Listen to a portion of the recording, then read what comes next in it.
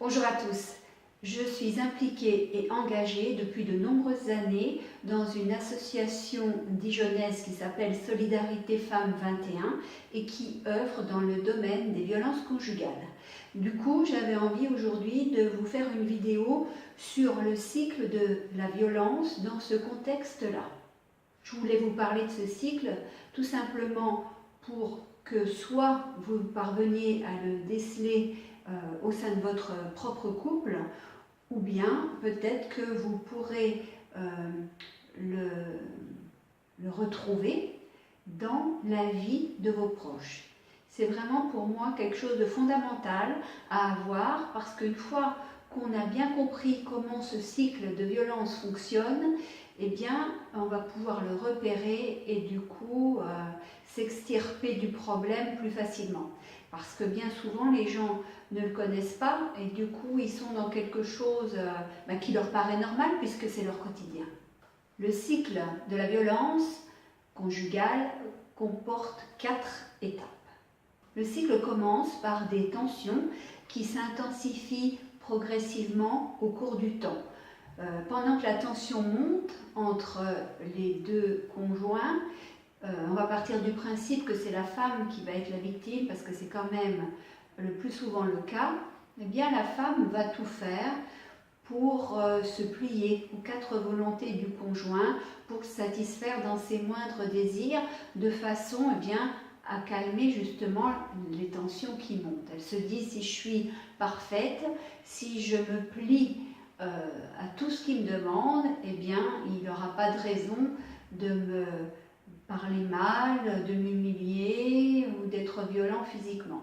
La deuxième étape consiste en des agressions, c'est-à-dire que le conjoint violent va utiliser un prétexte extérieur pour manifester sa violence. Il va exploser et il va dire que c'est dû à des problèmes de travail, ou parce qu'il aura trop bu, ou parce que sa femme a fait quelque chose qui lui aura déplu. Voilà, il y a toujours quelque chose d'extérieur qu'il va utiliser comme prétexte, mais c'est qu'un prétexte, parce que même s'il n'y avait aucune raison extérieure pour qu'il se lâche et il explose, il aurait de toute façon agi violemment.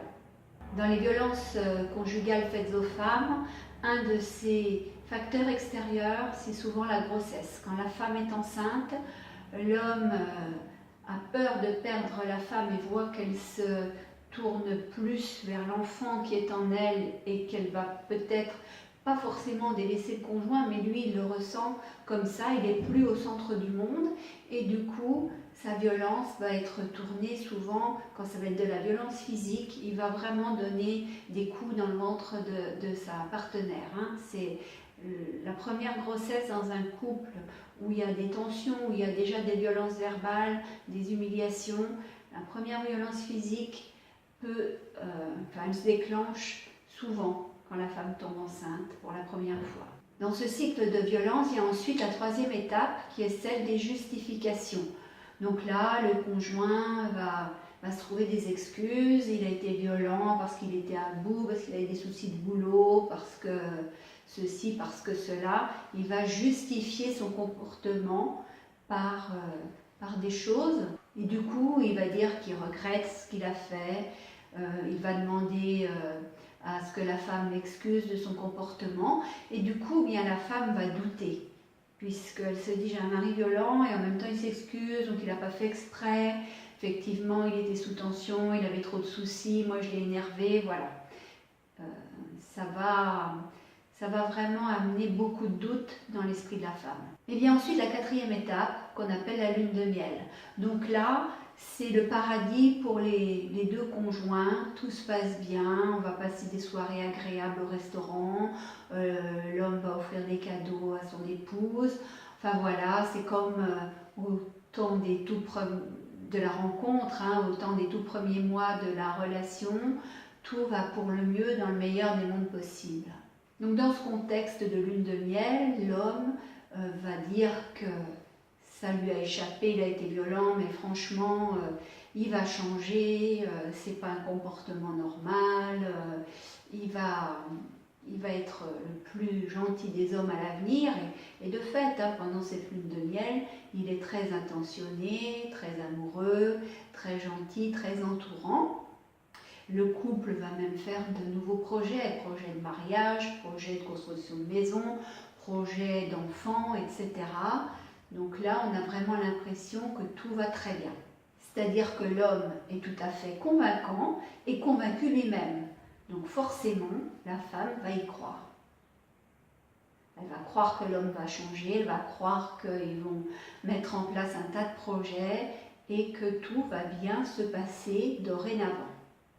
Le souci, c'est que plus ou moins longtemps après cette lune de miel, eh bien, le cycle de la violence continue son cheminement. Et on va retrouver la première étape avec les tensions, la deuxième avec les agressions, la troisième avec les justifications et de nouveau la lune de miel.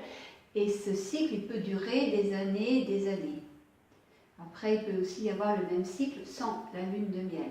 Ça, c'est des évolutions différentes selon les couples.